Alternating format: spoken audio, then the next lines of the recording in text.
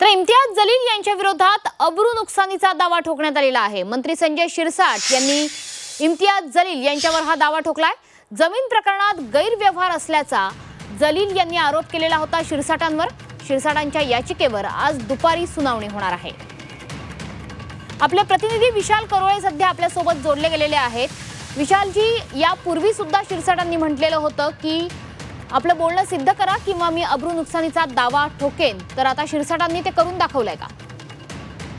जलील यांनी संजय शिरसाट यांच्यावर आरोप केला होता। MIDCची जी जमीन त्यांनी घेतली आहे तिच्यावरचं आरक्षण त्यांनी राजकीय दबाव वापरून रद्द केलं आणि ती जमीन स्वतःच्या मुलाच्या नावावर घेतली आणि यातून शासनाचं कोट्यवधीचं नुकसान केल्याचा त्यांचा आरोप आहे आणि या प्रकरणात चौकशी त्यांनी मागणी त्यांनी केली होती।